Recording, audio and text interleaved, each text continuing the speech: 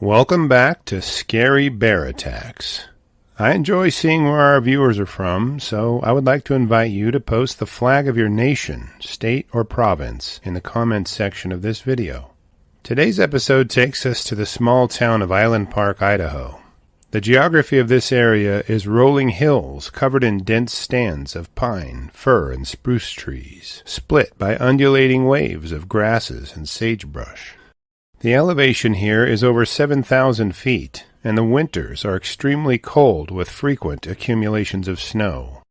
The summers are nearly always hot and dry, creating a season of feast and famine for all animals in the area. There are plenty of berry bushes here, and along any given body of water you will see dense pockets of willow.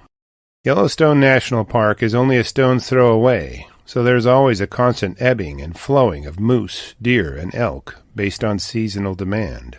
The predators of this area are a murderer's row of deadly and cunning carnivores. Wolves, cougars, coyotes, and bobcats, along with black bears, are seen regularly, but the most dangerous of predators, the grizzlies, are much more elusive and stealthy than the others. Island Park is located near Henry's Fork, which is a tributary of the Snake River. It is a world-class fly fishing destination for the beautiful rainbow trout that populate the streams here. The Continental Divide is a few miles north of the town and divides the waters flowing west into the Columbia River system and the east flowing into the Mississippi River system.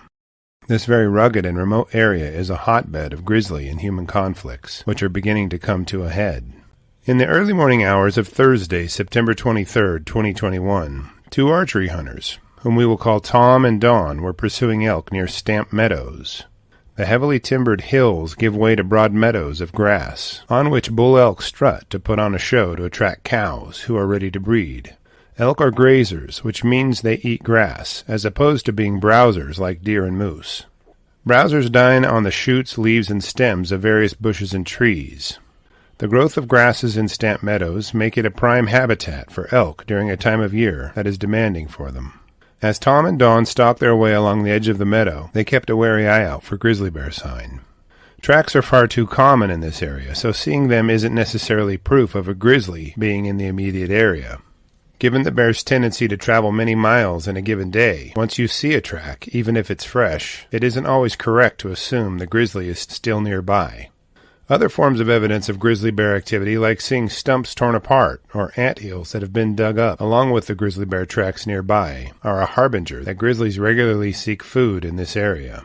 When they find a reliable location for food, grizzlies are known to frequently return on a regular pattern in search of more.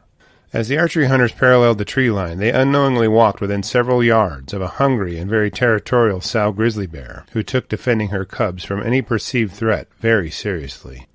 Don was armed with a 10mm semi-automatic pistol, and Tom carried a primed can of bear spray for protection. As the hunters encroached on the sow's hiding spot, which was a thick stand of low-growing jack pines, she sprang upon the men in a lightning-quick ambush. The sow emerged from cover only a few yards from the hunters and quickly closed the short distance in what seemed like an instant. Even though both men were completely surprised by the ambush, the knowledge of being in grizzly bear territory had them mentally prepared to defend themselves.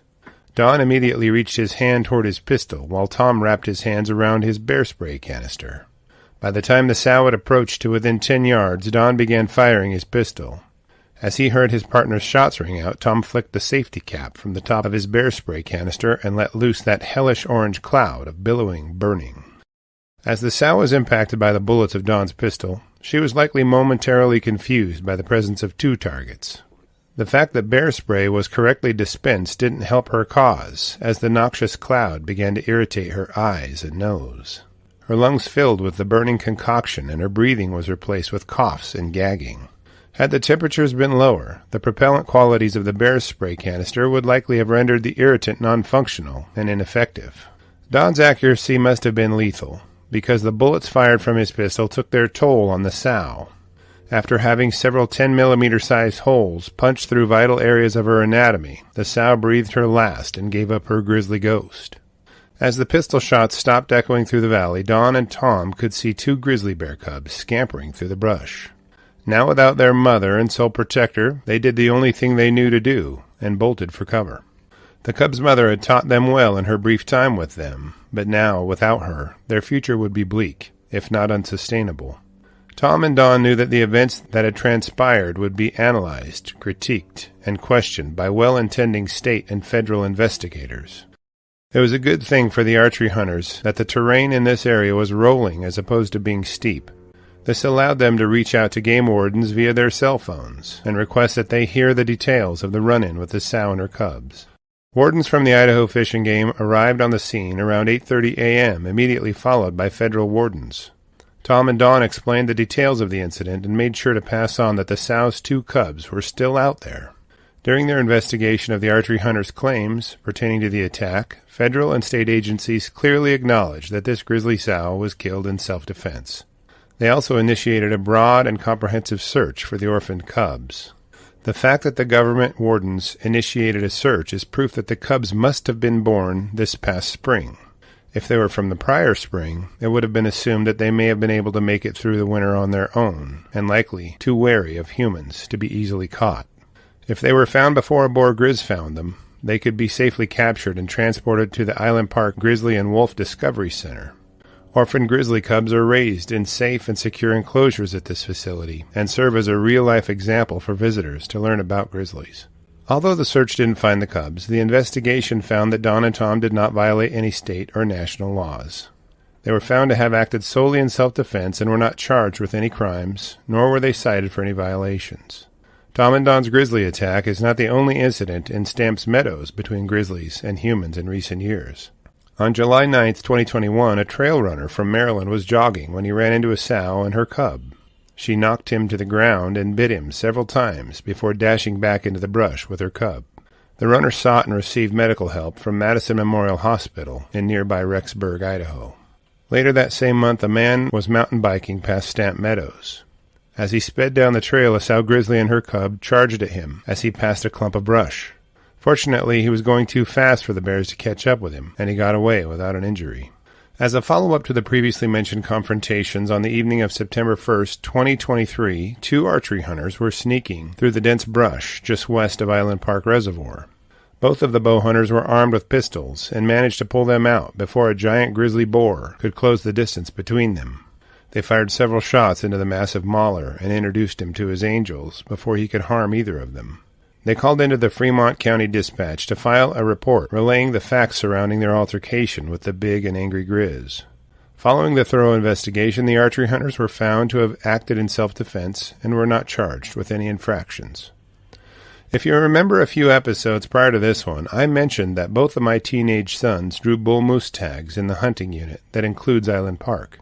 I commented on how we'd seen no moose, bulls or cows, in over 3 weeks of hunting in 3 different months.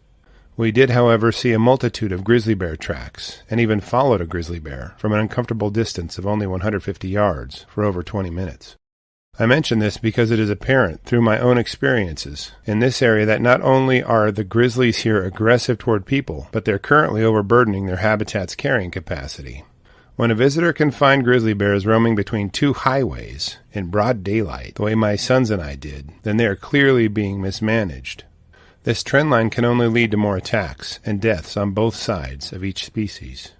After reviewing the short list of incidents involving hostile grizzlies and human beings, it is clear that the aggressive grizzly bears near Island Park, Idaho, take exception to the presence of people being near their cubs, food caches, and their territory more than any other grizzly population in the world. What could possibly be making this population of grizzlies so defensive or offensive to human presence? After reviewing the facts surrounding this episode, I have a few questions for you. Do you think there is an environmental factor that causes grizzlies around Island Park to be more hostile toward the presence of humans? If salmon migrations were reestablished, would this reduce human and grizzly confrontations? Is the lack of management, including hunting seasons or hazing seasons, creating an untenable and dangerous situation around Island Park, Idaho? Would you consider it worth the risk to catch a giant rainbow trout in the Henry's Fork and possibly be attacked by a grizzly who didn't appreciate your penchant for fly fishing? I will enjoy reading and responding to your thoughts, so please post them in the comments section below and let's talk about it. We release new videos. Also, please remember to share them to your social media. Welcome back to Scary Bear Attacks. Today's episode takes us to Idaho's Caribou-Targhee National Forest, near Mule Meadows. The town of Kilgore is about 25 miles west of an area mentioned many times on this channel, Island Park, Idaho. Mule Meadows is a stone's throw away from the Montana-Idaho border, depending on how far you can throw a stone. In the year 2024, there have been 3 grizzly-related attacks in the region since summer. The early fall of 2024 was a busy and chaotic time for grizzly bears, as they encountered people near Island Park. In September, an archery hunter was attacked by an adult male grizzly bear, west of Henry's Lake. The hunter, with a friend, was stalking elk when the bear attacked, knocking him down and biting him. Both hunters managed to fend off the bear using sidearms, and the injured hunter was evacuated to a medical facility for non-life-threatening injuries. In June, a resident near Island Park shot a young grizzly male that charged at his girlfriend near their property. Each of these encounters has been featured on an episode on this channel and is linked to below this video for your review. The Caribou-Targhee National Forest, stretching for over 2.63 million acres across Idaho and Wyoming, is known for its rugged mountains, dense forests, and rich biodiversity. The vast forests bordering the greater Yellowstone ecosystem provide a haven for a wide range of wildlife, from deer, elk, and moose to apex predators like black bears, cougars, wolves, and grizzly bears. This landscape varies significantly from low-elevation valleys to towering peaks that reach over 10,000 feet. Forests are dense with lodgepole pines, Douglas firs, aspens, and shrubs, creating an ideal habitat for prey and predators. Grizzly bears are particularly active in this region during late fall as they prepare for hibernation, consuming large amounts of food to build up essential fat stores. On Saturday, October 26, 2024, an elk hunter whom we refer to as Steve was participating in one of his favorite pastimes. He was experienced in backcountry hunting and a great shot with his hunting rifle. This trip was intended to be a routine solo elk hunt through dense forest, where elk are commonly found in October. Equipped with standard hunting gear, including a rifle, the hunter knew the risks involved in grizzly bear country and was alert to potential dangers. Now is a great time to mention the hunting rifle Steve would be packing on his hunting trip. His rifle of choice was a 7mm .08, which is similar to a .308 Winchester. The .08 fires smaller bullets and has less muzzle energy. It is suited for medium-sized game like deer, is a favored varmint hunting rifle. This relatively underpowered rifle is a curious choice for elk hunting, and it is not the most favored gun to protect yourself from a charging grizzly. But if being charged by a grizzly could be anticipated, then every hunter would pack the most powerful firearm they could bring. As Steve hiked the hills and examined the trails for sign of elk, toward evening he found himself in a heavily forested area near Mule Meadows. This kind of country doesn't give its gold up without taking a comparable amount of energy and exertion. The bushes screening the southern slopes get tangled and difficult to pass through quietly. Considering they all grow short and wide, they make seeing anything concealed in their branches nearly impossible until you are danger close. As Steve maneuvered through thick brush, he pushed aside groups of branches as he passed by. He noticed a grizzly bear daybed dug into the duff of the forest, and then a few yards away he found another. As he crept through the brush, a sow grizzly broke out of some bushes a short distance away from him. They were only separated by a few yards, and Steve knew the grizzly would be upon him before he could do much to stop her. Steve was packing bear spray, but his high-powered hunting rifle was already in his hands. As the bear was bounding toward the hunter, he knew he didn't have time to hope she was only bluffing in her charge toward him. He whipped his rifle in her direction and hoped that he was unshaken enough to deliver a defensive round to her before she could reach him. As he squeezed the trigger, his rifle belched out a thunderous roar and billowed a puff of smoke as the sow was a mere 1 yard from the end of the barrel of his rifle. His initial shot struck the sow just below her right eye and dropped her in her tracks. As she struggled to regain her feet, Steve quickly worked the action of his rifle and got off a second shot at the bear, striking her behind the right shoulder, and then everything around him went quiet. It is nearly impossible to practice snap shooting with a hunting rifle under the pressure of being charged by a grizzly, but somehow Steve pulled it off when it mattered most. His bullet hit home and knocked the sow off her feet. Only a few minutes later, her body lay still as Steve tried to get his senses together. The intensity and terror of the past few seconds stimulated a rush of adrenaline that would take some time to subside. Realizing he was safe, Steve focused on reaching out to authorities to report the grizzly's death. The only means he had to do so was his cell phone, so he climbed the ridge above until he could receive sufficient service to place a call. The Clark County Sheriff's Office dispatcher helped notify the Idaho Department of Fish and Game, as well as local law enforcement. The officers converged to investigate Steve's testimony regarding the circumstances surrounding his attack. After taking Steve's statement and visiting the bear's carcass, officials concluded the man's account of the facts. They determined that Steve's killing of the sow was completed in self-defense, and that he would face no charges regarding its demise. The hunter indicated that he didn't notice the smell of a nearby carcass and didn't see any bear cubs anywhere near the attack site. Speaking of cubs, our Cub Tier membership on Patreon, linked below, will give you ad-free early access to our episodes, and the $3 per month goes a long way in helping me continue to produce educational and entertaining content like this. If you visit our Patreon site, you'll see attack photos, and pictures of the bear carcass involved in this episode are posted there for your review. Thanks to his quick response, the hunter avoided physical harm, a rarity in such close encounters with grizzlies. This incident underscores the dangers of solo hunting in areas where bears are actively foraging before winter.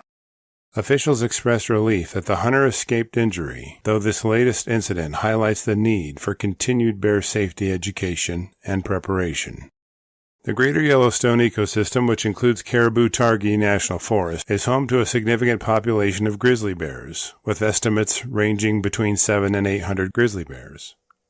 While bear attacks remain rare, interactions between humans and bears are increasing as bear populations grow and humans venture deeper into wilderness areas. Bears in this area are typically active from March through early November, with late fall seeing increased foraging activity as bears prepare for hibernation. The Idaho Department of Fish and Game recommends several precautions to minimize risks when venturing into bear country, including carrying bear spray and having it accessible at all times. Avoid hunting or hiking solo whenever possible. Be vigilant for signs of bear activity, such as tracks, scat, or animal carcasses. Store food and garbage securely, at least 200 yards away from camp and 10 feet off the ground. Make noise, especially when visibility is low, to avoid surprising bears. This intense encounter near Mule Meadows is a testament to the challenges of navigating bear country, especially during fall.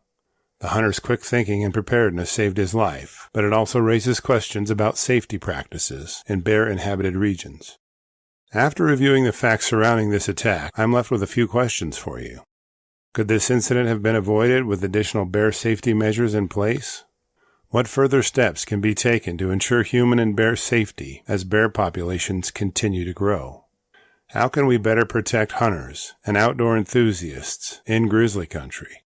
I will gladly read and reply to your thoughts, so post them in the comments section below and let's talk about it. Welcome back to Scary Bear Attacks.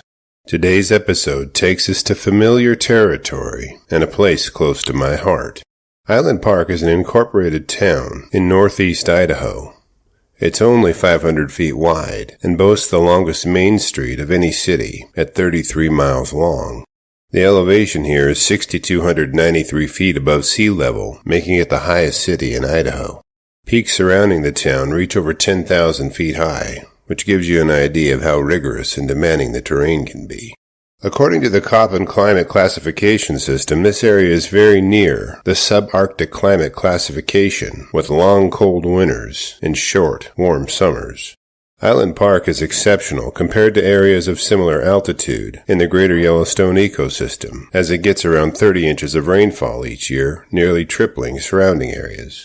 This rainfall allows dense growths of evergreens like lodgepole pine and Douglas fir.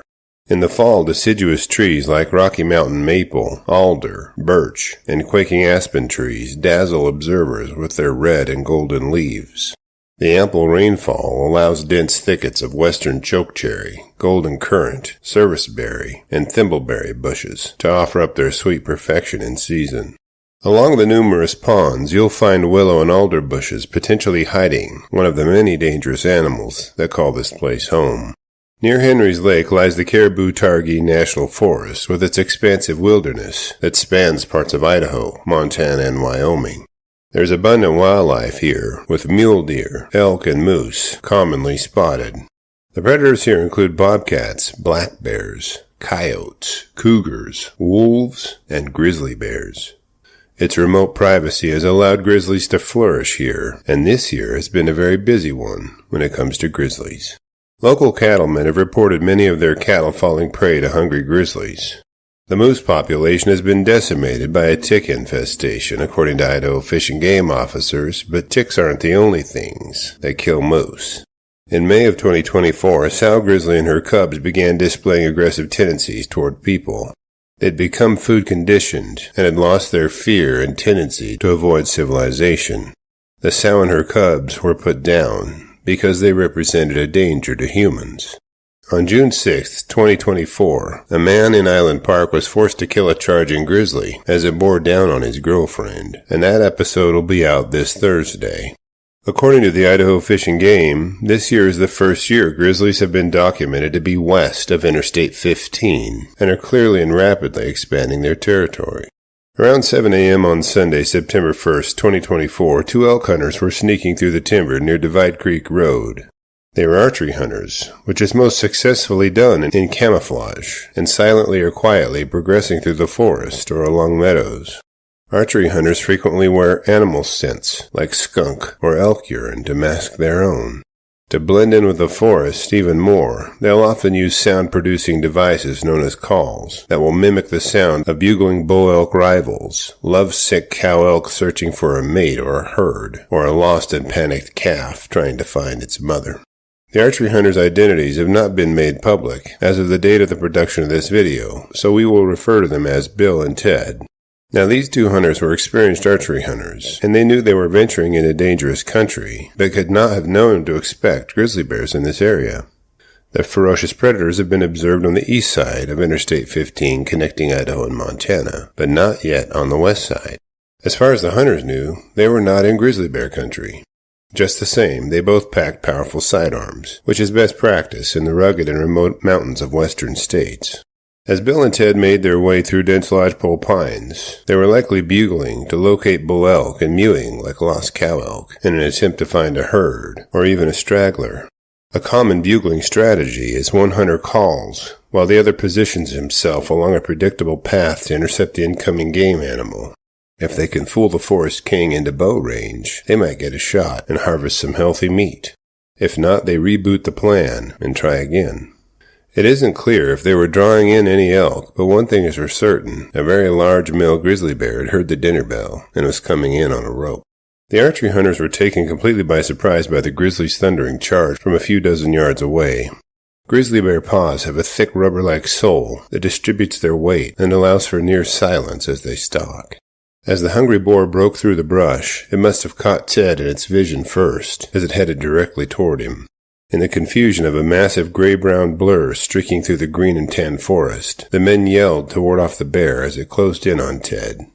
Both hunters pulled their sidearms from their holsters and hoped the grizzly would veer off in a bluff charge. But, as in many bear attack stories, that's not what happened. The angry boar slapped Ted to the ground after the first of several shots rang out from the hunter's pistols. Despite having several rounds sent in its direction, and likely at least a few through its body, the grizzly bit onto Ted's arm and tore at his flesh. Bill's shots may have been the deciding factor in ending the attack, given he was only a short distance from the bear as it mauled Ted.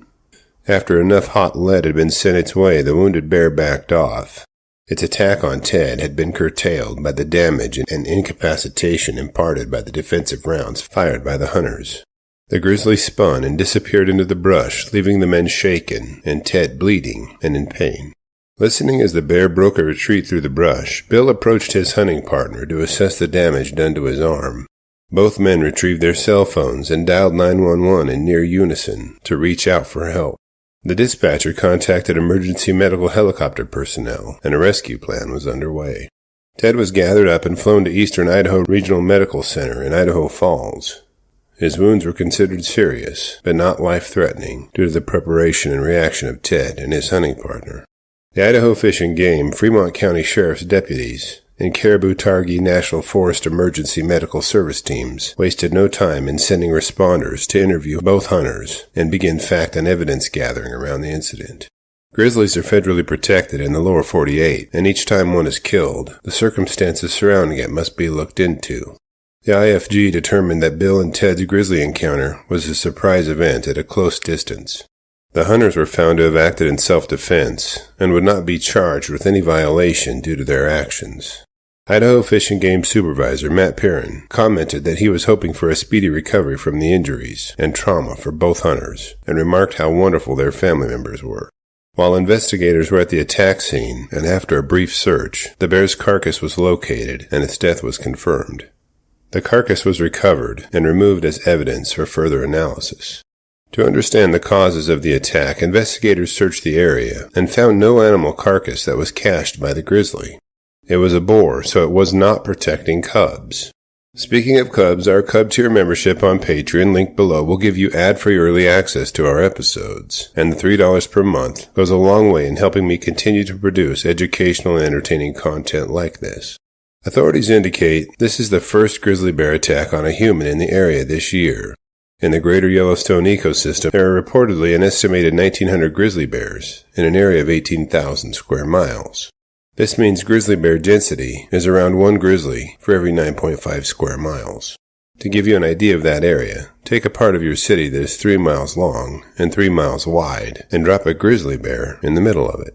For every 30 miles you travel down a gravel road on your mountain bike, you may be traversing the boundaries of 10 grizzly bear territories. After reviewing the facts surrounding this episode, I'm left with a few questions for you. What do you think archery hunters can do to avoid grizzly bear attacks and still enjoy bow hunting? Is this attack another case of two apex predators doing what they do? Does this attack remind you of the attack on Ronnie Leeming and his father, or the two Idaho archery hunters that occurred almost exactly 11 months before this one? I've linked to both episodes in the video article below for your review. I'll gladly read and reply to your thoughts, so please post them in the comments section below, and let's talk about it. Welcome back to Scary Bear Attacks. Today's episode takes us to a familiar place on this channel, and too close to home for me personally. We're discussing a grizzly attack which happened near Sawtelle Peak, just north of Island Park, Idaho. The Montana border is a stone's throw away, since it is the watershed on the next hill to the west. When you think of high country, pictures of this kind of area may come to mind, given its elevation is between 7,000 and 8,000 feet, depending on where you're located on the mountain. At the foot of Sawtelle Peak lies uninterrupted miles of pine, fir, and spruce tree forest, and through it winds the Henry's Fork of the Snake River and the world-class trout fly fishing it offers. Common animals here include moose, elk, and mule deer. The predators here include bobcat, black bear, coyotes, cougars, and wolves, but the ever-increasing grizzly bear population is what is the focus of our discussion today. About 15 miles east is the boundary of Yellowstone National Park, and given nothing but mountains and forest lay between here and there, it isn't difficult to imagine grizzlies wandering out of the park in search of food or their own territory to claim. In fact, the year of 2015 had been a bumper crop for bear complaints. The Fremont County Sheriff's Office had fielded numerous calls from concerned citizens reporting grizzly sightings throughout the summer. The Idaho Fish and Game had to work in conjunction with federal agents to put down a 25-year-old male grizzly who had been breaking into outbuildings around Island Park recently. They said that judging by his age and appearance, he was no longer able to forage for his typical fare. He was led into human areas by competition over prime areas and by starvation. By fall time, archery season rolls around and elk and deer hunters dust off their camouflage and bows to sneak through the woods to try to bag some meat for the winter. To be successful at archery hunting, you not only have to be stealthy, you also have to move silently, or at least quietly, if you want to stay undetected by wary prey animals, and even then it isn't guaranteed. The senses of hearing and smell of deer and elk have adeptly detected predators before they can present any danger to their lives for untold eons. The success of the species is proof of that theory. In the early morning hours of Monday, August 31st, 2015, 55-year-old Mike Adams was putting the sneak on some elk on the slopes of Sawtelle Peak. The prior days had brought a heavy rain, and the creek nearby was loudly babbling, drowning out any other noises. Mike was an avid bow hunter and lived in Idaho Falls, a few hours south along the freeway. In years when Labor Day falls toward the end of the first week of September, Idaho bow hunters can enjoy an opening day weekend without the holiday crowds, and this is exactly what Mike was doing. Given his relatively remote location, he likely had the entire mountain all to himself, minus whatever other archery hunters who may have been around. Now Mike was no greenhorn, nor was he unaware of the possibility of running into the area's grizzly bears. He was left-handed, so he placed his bear spray holster on his left hip and his .44 Magnum pistol on his right one. As he quietly slipped through the shadows of the dark timber, there is no way Mike could have known that he was getting danger close to a deer carcass that a hungry mama grizzly had cached and was now protecting with every bit of the power and fury her species is known for. A sudden snap drew Mike's attention away from scanning the timber for the elk he was trailing. As he swung his head in the direction of the snap, his vision was filled with the terrifying sight of a massive sow grizzly closing in on him from his left and only a few yards away. His heart sank in his chest even further when he saw her 3 cubs trailing not far behind. Before Mike had so much as let out a grunt, the sow had latched her powerful jaws onto his left forearm. The impact of her attack had knocked him around, and he couldn't reach his bear spray across his body with his free right hand. The only thing he could do was reach for his pistol. As the angry sow jostled Mike around and tore into his flesh on his forearm, he attempted to pull his pistol from his hip holster. He could feel the immense pressure of her jaws on his bones, and her 2-inch teeth painfully tore nickel-sized holes through his flesh. Each time she bit, she pulled him toward her and tossed her head, which took him off balance. Then she would bite into his forearm in a different place. Each time he grabbed for his pistol, she would jerk him around, making his attempts at gripping his pistol impossible.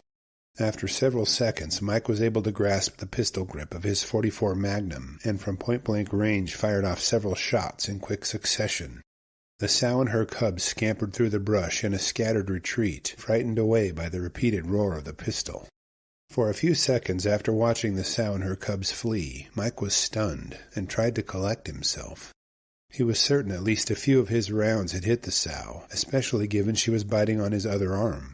His forearm was bleeding and painful, but the bear only managed to bite him there, though she had done so several times. She had missed swatting him with her paws, otherwise his injuries would have been much more severe, if not fatal. Mike was by himself when he set out, and knew there was no one nearby to call on for help. He did have one possible way to reach out, though, and he used his right hand to retrieve his cell phone from his pocket. Mike pressed the button on it and checked the service bars to see if he would get enough reception to complete a call to 911, and then dialed. The emergency response system had recently included a remarkable update to its services. They used his cell signal to pinpoint his location on a map and guided him through several miles of the Caribou-Targhee National Forest on a direct path to an ambulance at a nearby road. The waiting medics got to work bandaging Mike's wounds to slow the bleeding and loaded him aboard. They sped toward the Madison Memorial Hospital in Rexburg, Idaho, about 50 miles to the south as the crow flies. Once Mike arrived there, the staff cleaned his wounds and wheeled him into the X-ray station, where they examined the bones of his forearm. Fortunately for Mike, none of his arm bones were broken, and his wounds were closed with sutures and bandaged. Mike's wounds were noted to be several bites on his left forearm and tears in some of the muscle and skin from the sow tossing her head after she bit him. His left hand was also chewed up pretty good, but after receiving treatment, Mike was released to heal at home. Following Mike's attack, investigators made the trip to the GPS location of his attack. They really needed to know if they had a wounded grizzly on their hands, and would have to dispatch her, and possibly her cubs if they determined she'd been wounded. Upon arriving at the attack site, they found Mike's hat that had been shaken from his head during the attack. They also found the cached deer carcass and the sow's tracks as she attacked Mike. The area was scoured for 6 hours while they searched for any evidence that the bullets fired from Mike's .44 Magnum had struck the sow or one of her cubs. The size of the pistol would make a hell of a wound, so there should be fur and blood spatter on the ground, but they found none. After determining Mike's shots had somehow missed striking the grizzly entirely, they determined she was likely not wounded. Given her attack was centered around defending a cached deer carcass, as well as protecting her 3 cubs, they deemed her attack a defensive one. They decided to take no action against the sow, given her actions or reactions were expected grizzly bear behavior given the circumstances. Mike eventually made a full recovery, but I could find no source indicating if he had ever returned to archery hunting. He was not charged with any violation resulting from the investigation of his attack. The 19,000 square mile area around Yellowstone National Park is said to host 757 grizzly bears, which are still listed as endangered.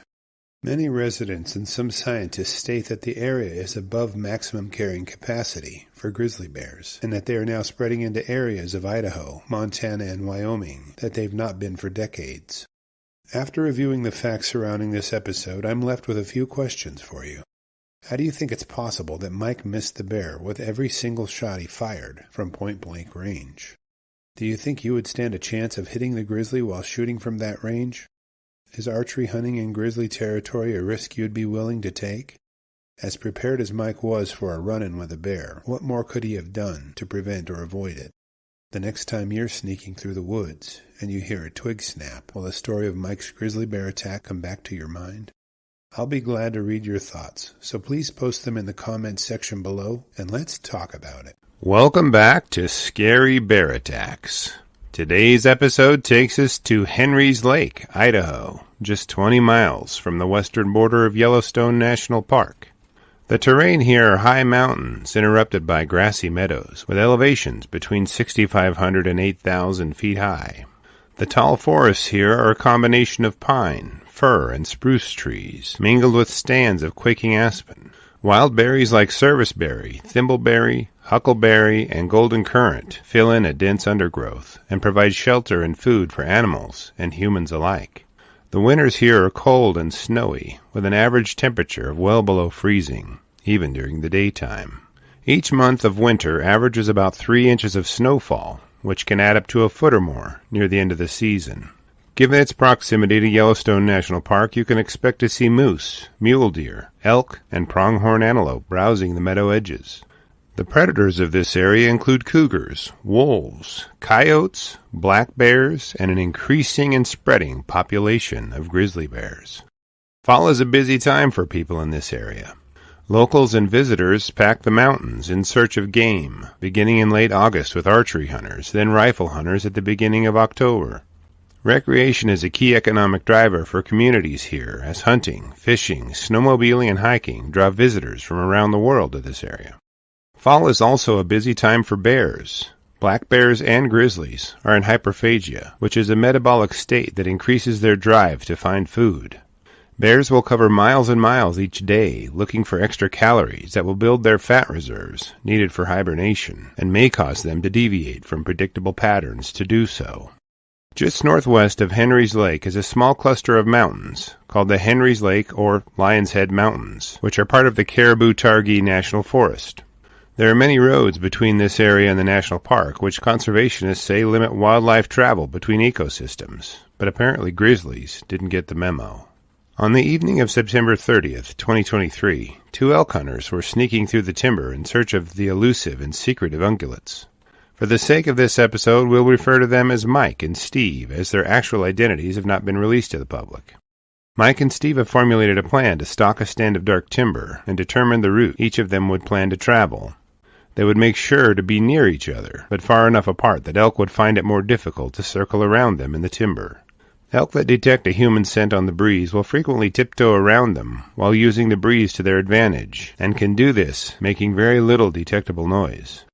I've had this happen to me many times while stalking elk in central Idaho. As Steve and Mike split up, they carried their hunting equipment as well as a sidearm, but did not pack bear spray. Mike headed along his planned route, and Steve was a little further around the hill and traveling a route that roughly paralleled Mike's. The plan was to meet up at the end of the stalk, or back at camp to discuss the information gathered during the stalk, if neither man was successful at getting a shot or harvesting an elk. As Steve sneaked through the shadows of the dark timber, he scanned each bush and tree for telltale signs of elk. An outline of an ear or the white fur on their rump are sometimes all the evidence the animals will provide as they secret themselves among the bushes. Knowing the habits of game animals is the key to successfully harvesting them. The hunters knew that in the evening the elk would be headed downhill to a water source to fill up after sleeping the day away in shaded beds higher on the mountains. While searching for sign of elk in the area, Steve examined the trails for tracks and wallows for recent proof of their activity. He decided to continue on his route to the dark timber on the north side of the slope and began working his way toward that location. The brush on the northern slope of most mountains and hills here is more dense than on southern exposures due to longer-lasting accumulations of precipitation. Steve pushed his way through tangles of brush and over deadfall logs while keeping his eyes scanning for scant detail. As Steve crept along, a rustling in the bushes a short distance away caught his attention. He was probably hoping a nice-sized bull elk would emerge and present a broadside shot. But what blurred from the cover was a large sow grizzly, and she wasn't happy to find a human being so close to her, so unexpectedly. Now a little bit about grizzlies and their speed is in order to understand Steve's predicament. They can sprint at over 40 miles an hour, which translates into 44 feet per second. This distance is roughly equal to 15 yards, which means the sow emerging at only 100 feet would be upon Steve in about 2.5 seconds. That isn't much time to consider whether her charge is a bluff or a full-on attack. As soon as Steve's mind could process the bear's presence, he yelled out to Mike to make sure he knew the grizzly was close. That was all it took for the sow to initiate her attack on him. She began advancing toward him, as his hand was already reaching toward his pistol in its holster. The sources I could find regarding this incident did not indicate what caliber, make, or model of firearm Steve was carrying. I would only assume, by the outcome, that it had to be at least a .40 caliber, as a smaller firearm probably would have only injured the grizzly, increasing her aggression and not stopping her. Steve could see the grizzly stretching out her paws with each bound, bringing her dangerously close to him with each one. In a split second, he unholstered his pistol and let fly several shots, each striking the sow as she advanced toward him. By the time the gunshots stopped echoing down the valley, the sow had piled up only a few yards from Steve.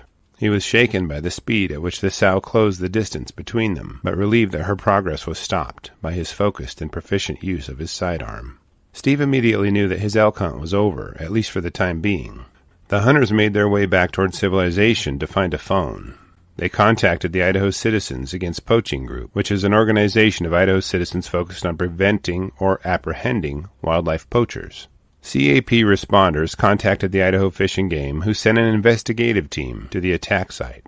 They conducted a thorough investigation, utilizing the information provided by Steve as well as the forensic evidence, like bear and human tracks, shell casings, and entry wounds on the grizzly's carcass. They determined that the angle of the entry wounds verified Steve's portrayal of things, and decided that he had acted in self-defense. This is an interesting point, because they also indicated that the sow was acting in self-defense when reacting to the man's presence. During this incident, Mike and Steve were uninjured, and the sow grizzly was obviously killed. There was no source indicating that the sow was defending a cached food source, and didn't state that there were cubs present at the time. It appeared that the sow was simply reacting to a human being too close that apparently made her feel threatened. As a hunter, I go into the woods as prepared as I can for a confrontation with a hungry or aggressive predator. I think it is safe to assume that Mike and Steve did the same. If it weren't for Steve's quick reactions in defending himself, he may have been the victim of a bear attack. He may have sustained serious injuries or death at the paws, claws, and teeth of one of the world's most powerful predators.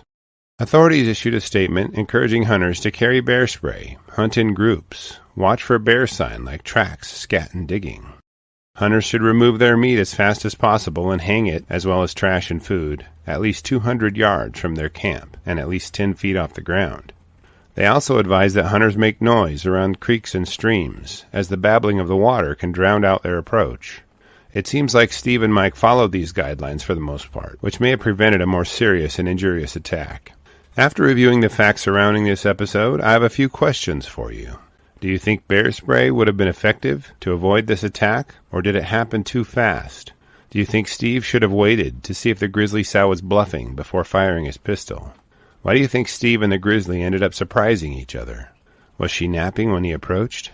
What would you have done if you found yourself in Steve's position and were being charged by an enormous grizzly from close range? I'll be glad to read and respond to your thoughts, so please post them in the comments section below, and let's talk about it. Welcome back to Scary Bear Attacks. Today's episode takes us back to the area around Island Park, to an unincorporated town called Last Chance in Fremont County, Idaho. This area is high elevation, around 6,200 feet above sea level, and basks in 3 times the annual rainfall of surrounding altitudes.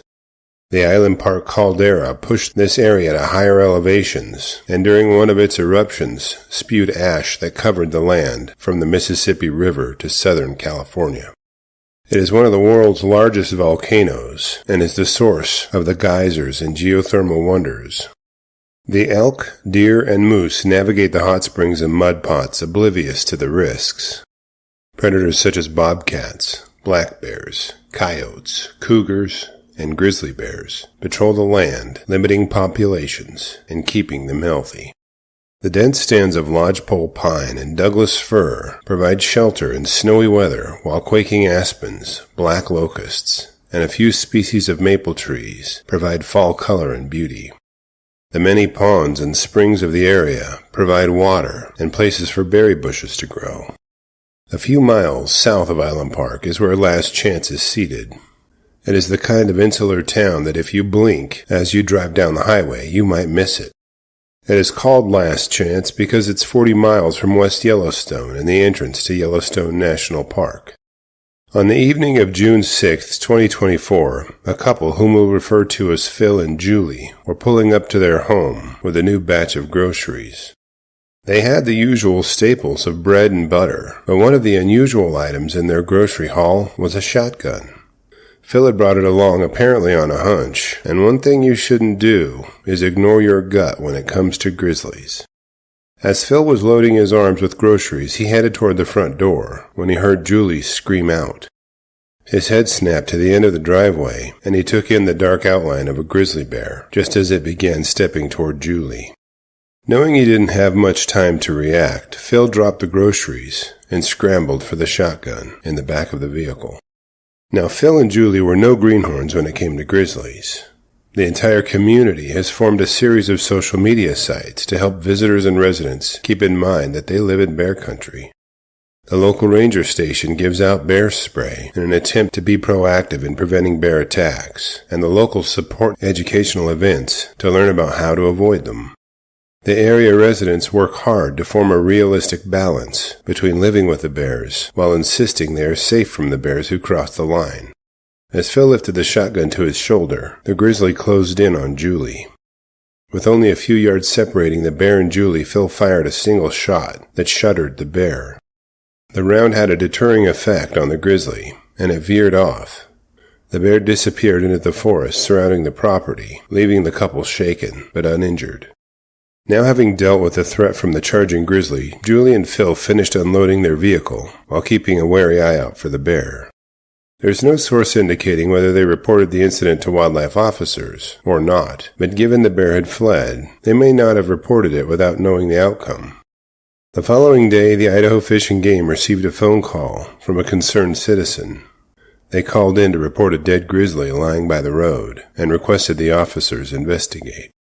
An investigative team converged on the location of the dead grizzly and examined its carcass. Based on the entry wound, they could tell the shot was fired in self-defense. Word got around regarding the grizzly's aggressive behavior toward Julie and Phil. After a review of the events, the officers decided that Phil's actions were justified, and he was not cited for any violation about the bear's death. The bear's carcass did reveal a few important details the investigators utilized. It was found to be an otherwise healthy young male grizzly.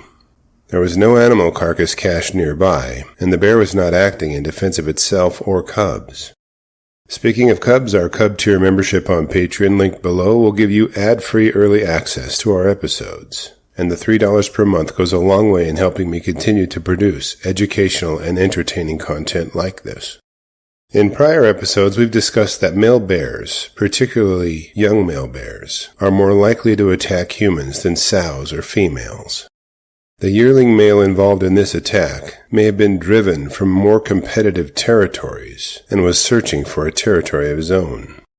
As populations increase and sows with cubs crowd closer to human development, young males may create many problems as they cannot defend optimal territory and may not be accepted near a sow with new cubs, regardless of food supply.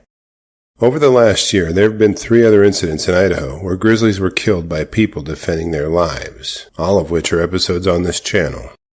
All 3 incidents occurred near Island Park, indicating that grizzlies there demonstrate a more aggressive attitude toward people than in nearby areas. After reviewing the facts surrounding this episode, I'm left with a few questions for you. Do you think bear spray would have prevented this attack, or was this young male grizzly already headed for a disastrous outcome? Was the grizzly curious, or was it behaving in a predatory manner? Is the loss of a grizzly a significant concern, or have grizzlies recovered enough to accept the death of individuals in these types of circumstances? I'll gladly read and reply to your thoughts, so please post them in the comments section below, and let's talk about it. Welcome back to Scary Bear Attacks. Today's episode takes us to a very familiar place if you are a regular viewer of our channel. In our prior episode, we discussed how Island Park, Idaho is home to the most aggressive grizzly bear populations in the world. Its rolling topography is covered in stands of evergreen trees. The high elevation ensures it has dramatic differences in seasons, with cold, snowy winters and hot, dry summers. As I've discussed in the prior episode, the grizzlies around Island Park are not very welcoming to people passing through their area. Stamp Meadows is the location for this episode, as well as being mentioned in our prior one. The common animals here are the numerous elk, deer, and moose, which tend to meander into and out of Yellowstone National Park, which is less than 20 miles from the picturesque meadows. The predators in this area have acclimated to this competitive environment with each other, and somehow sustain themselves and their subsequent generations. Black bears, bobcats, cougars, and coyotes compete directly or indirectly with wolves and grizzly bears, creating a hard-scrabble existence for all of them. On Friday, July 9th, 2021, Tom Whitney was out for a run on the Stamp Meadows Trail. This trail leads along the long and grassy meadow and provides a scenic and serene setting for anyone who appreciates the calming effect that being in the woods offers its visitors. Tom had run this trail many times over the past several years and never had a problem with man or beast. It was kind of his place to escape from stress and worry, and his frequent visits here were therapeutic for him. Tom is the father of 3 little girls, and his family hails from the beautiful state of Maryland. The entire family makes the long trip from back east to Island Park most years. They use this time to bond with each other and relax in what was a wild and beautiful place in which they loved to be. This fateful morning, Tom was jogging along the trail when he noticed an odd, furry-looking patch of something only a few yards off the trail. This strange structure was new, or perhaps he hadn't noticed it before, but wasn't sure how he could have missed such a bizarre-looking item. It was very large and almost looked like some kind of rug that someone had discarded, but who would carry such a large item to this location just to discard it? While Tom stood next to the strange object, it began to move a bit. He watched as a huge grizzly bear's head lifted from the far side of the object. As the grizzly's eyes met Tom's, he knew he'd made the biggest mistake of his life by waiting. The only thing that went through his mind was what he should do next. He knew he couldn't run, as even the largest and most clumsy grizzly bear would run the fastest of men down in only a few strides. Fighting it was off the table, as this thing was huge and Tom was on the small side. He knew he would stand no chance in a physical battle with it. Climbing a tree sounded like a great option, but he was in a meadow. The only trees around him were far apart and too small to provide protection. That left only one option. Tom knew he would have to play dead if the bear decided to attack him. As the grizzly spun toward Tom, he heard the indelible thumps of its paws on the ground as it began thundering toward him. He could hear the brush that separated them snapping and parting as the angry sow barreled through it. Tom scrambled toward some trees and hid behind them to screen the sow's view of him. The reality of the situation soon set in. He knew he couldn't run or hide from one of the most powerful predators in the world. In a deliberate attempt to convey that he was no threat to the sow nor her cub, Tom quickly collapsed into the fetal position, right behind the tree he was hiding behind. Tom placed his arms near his chest and wrapped his hands around his neck and head as best he could. He knew that once he felt the powerful bite from her jaws, this grizzly wouldn't stop venting her anger on him. He braced for the impact, pain, and damage that she would inflict upon him. As the sow closed in on Tom, her cub watched from only a few yards away. In other bear attacks, victims have stated that they could hear the cubs growling or saw them acting out what they witnessed their mother doing during the attack. Tom could see the cub and heard its protective mom sounding a low and rumbling growl as she pounced on him. The angry sow drove her large canine teeth through Tom's flesh on his back, head, and shoulder blades in a blurry attack of flashing teeth. She bit him several times, prompting thoughts to race through Tom's head. He thought to himself that this was a strange way to go. He quietly uttered a prayer as he felt the sow's teeth pinching and pulling at the flesh on his back. As the pain from the bite seared through his body, Tom was suddenly aware that he could no longer hear the sow's angry growls. He could no longer feel her biting into his muscles and skin. She had simply disappeared and mercifully halted her attack on him as quickly as she had initiated it. With adrenaline coursing through his veins, dulling his pain, Tom quickly regained his feet. He thought the bear and her cub went one way, and he was definitely going to go the opposite way. His urgent pace quickly led him back to the paved portion of Stamp Meadow Road, as his wounds trickled blood. More than anything, he just wanted to make his way back to the cabin his family was renting to reconnect with them. As Tom walked along the road toward the cabin, a passerby stopped and offered him a ride. After being dropped off, Tom made his way into the cabin and told his family of his recent incident. They called 911, and the dispatch operator listened to Tom's description of his injuries and sent out first responders who examined the bite wounds the bear had inflicted on him. They were certainly not life-threatening, barring any infection from the bacteria commonly found in the mouths of bears. Tom was advised to go by the Madison Memorial Hospital to receive medical attention as soon as possible. Once Tom arrived at the hospital, the medical team there cleaned and dressed multiple puncture wounds on his back, shoulders, and head. The grizzly bear's claws had opened up a few gashes here and there, and he was clearly bruised along his entire back. The pictures of his wounds are posted on my Patreon link, which is posted below. Photos this graphic would not pass YouTube standards, so they were not included in this video. Tom's photos are not the worst I've seen, but still show the damage a single angry bear can inflict on a human being in only a matter of seconds. Following the run-in with the angry mama bear, Tom inquired as to what the Idaho Fish and Game had planned to do with her and her cub. He was relieved to know that the agency had no plans on trapping or killing the sow, as her actions were deemed to be exclusively defensive in nature. The damage she had done to Tom's body could have been much worse, and she immediately fled the area with her cub in tow, showing that she did not see him as a food source. Tom succinctly summed up his thoughts about the run-in by stating that he has always loved grizzlies. He states that they were here first, and we are infringing on their environment when we go into the forest.